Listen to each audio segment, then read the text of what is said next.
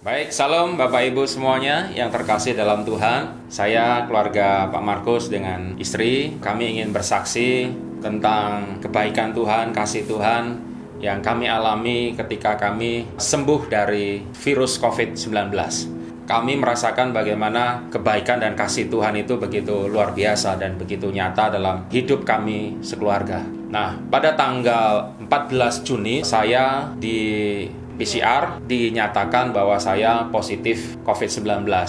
Saya masuk ke rumah sakit Mbak Fatimah yang di Batu Haji. Tanggal 14 malam saya sama sekali saudara tidak bisa tidur. Jadi waktu itu pusing ya, dan yang paling saya rasakan waktu itu adalah ulu hati saya sakit. Jadi seperti ditusuk-tusuk. Dan itu begitu menderitanya. Jadi sepanjang malam saya ingat waktu itu memang sama sekali saya nggak bisa tidur.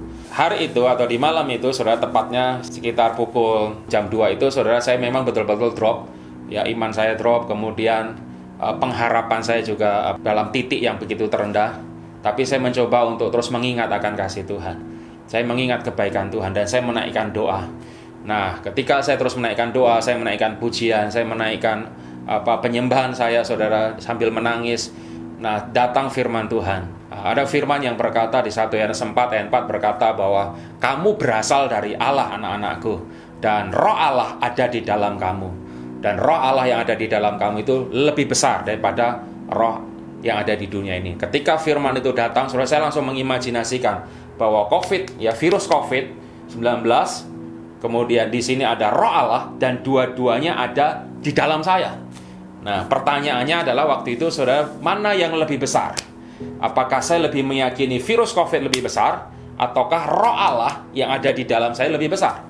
Nah, ketika Roh Kudus mulai tuntun saya dan beri pengertian bahwa roh Allah yang ada di dalam saya itu lebih besar daripada COVID, itu timbul kebangkitan iman saya, saudara.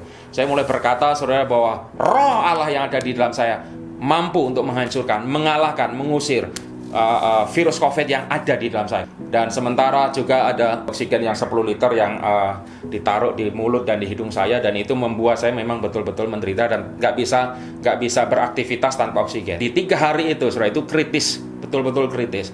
Tapi saya melihat kebaikan Tuhan, saya deklarasi firman, saya doa, habis-habisan, saudara. Saya menyembah Tuhan. Saya cuma berkata, Tuhan, aku pasti sembuh. Di 17 pagi, sekitar jam 5 pagi, saudara, subuh gitu ya, saya coba buka cungkup yang model saudara tahu ini.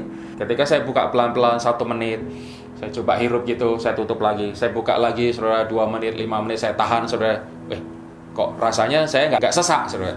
Dan yang mukjizat yang saya alami yang kedua adalah sesak itu sudah mulai hilang, saudara. Tadinya sesak nafas yang begitu hebat. Dan 17 itu mukjizat terjadi dan saya bersyukur. Kemudian saya WA istri dan tanggal 18, 19 dicek dokter, saudara. Dan pada akhirnya saya 21 saya di swab dan hasilnya negatif, saudara.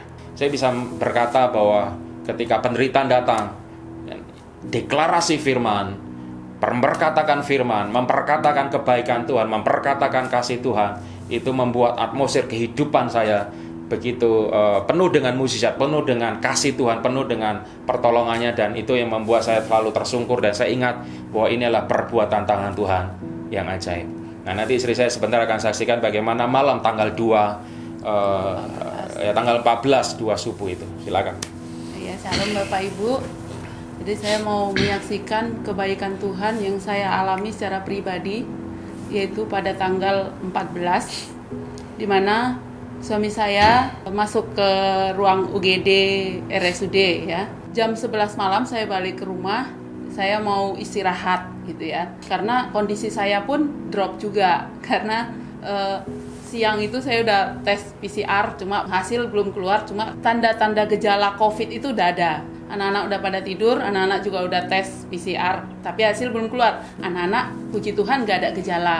Malam itu suami saya telepon jam 2. Mah, saya nggak kuat, ulu hati saya sakit. Saya kaget, Bapak Ibu, saya nangis. Saya WA kawan saya ada kerja di RSUD, ternyata tidak bisa dihubungi. Di malam itu saya benar-benar sendiri perasaan saya. Saya mau ke sana, mau ke rumah sakit, tapi nggak bisa juga. Nggak bisa ketemu karena itu ruang isolasi. Jadi di malam itu saya berdoa sama Tuhan.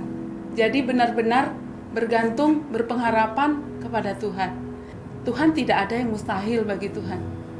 Tuhan bisa masuk ke ruangan itu. Tuhan bisa jamah suami saya. Saya perkatakan firman yang saya tahu, yang saya ingat. Saya katakan maut sudah ditelan dalam kemenangan Tuhan. Saya katakan, Tuhan, Engkau sudah mati di kayu salib supaya kami hidup. Saya katakan begitu. Tuhan, Engkau sanggup melakukan segala perkara yang tidak mungkin. Saya tahu bahwa Tuhan bisa memberikan kemenangan gitu. Iman saya bangkit dan akhirnya tanggal 16 siang ya, suami saya udah bisa dihubungi dan dia bilang udah, puji Tuhan, udah mendingan, cuma harus pakai oksigen. 16, 17 sambil saya menunggu hasil PCR saya dengan anak-anak, 3 hari baru keluar ya hasil PCR-nya.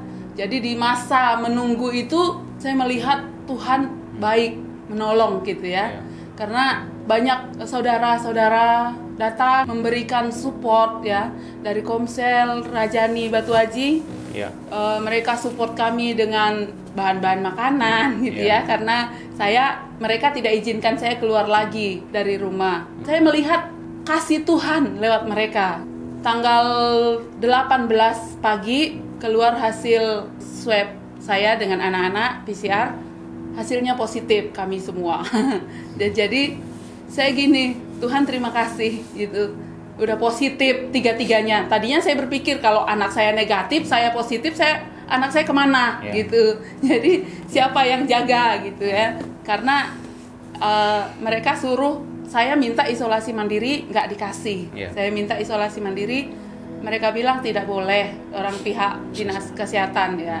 Jadi kami dijadwalkan harus diisolasi di asrama haji tanggal 18. Dan tanggal 18 kami berangkat ke asrama haji bersama anak-anak. Satu yang saya pikirkan adalah kami ke asrama haji, tapi suami saya ada di rumah sakit. Jadi pikiran juga masih kemana-mana ya, bercabang juga. Tapi saya percaya Tuhan sanggup memberikan kekuatan gitu ya untuk kami. Dan di asrama haji kami juga mengalami kebaikan Tuhan. Kami di sana, puji Tuhan, kami baik. Dan akhirnya kami di tanggal 25 dites lagi antigen. Dan puji Tuhan semuanya negatif. Dan pada hari itu juga kami boleh pulang. Kami bersyukur bisa berkumpul kembali di rumah bersama suami dan anak-anak. Kami ya, keluarga Pak Markus, saudara. Dan ada 3 yang saya bisa sampaikan menjadi pelajaran penting buat kami. Yang pertama adalah bergantung sepenuhnya kepada Tuhan. Kami belajar apa arti bergantung, saudara, kepada Tuhan dalam kondisi itu. Kemudian yang kedua yang kami dapatkan pelajarannya adalah mari terus berkata-kata tentang kebaikan Tuhan.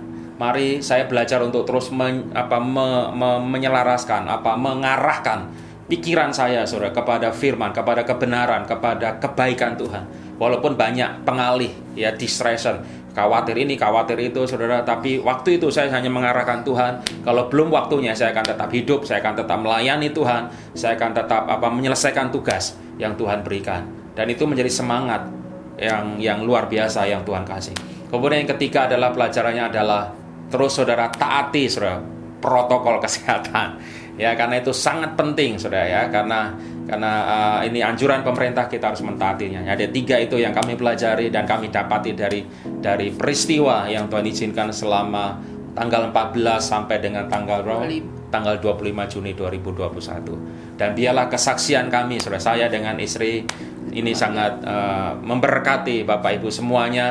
Dan mari lihat bahwa Tuhan Yesus itu nyata. Amin. Dia masih terus bekerja mendatangkan kebaikan bagi kita yang mengasihinya. Haleluya, haleluya. Tuhan Yesus memberkati.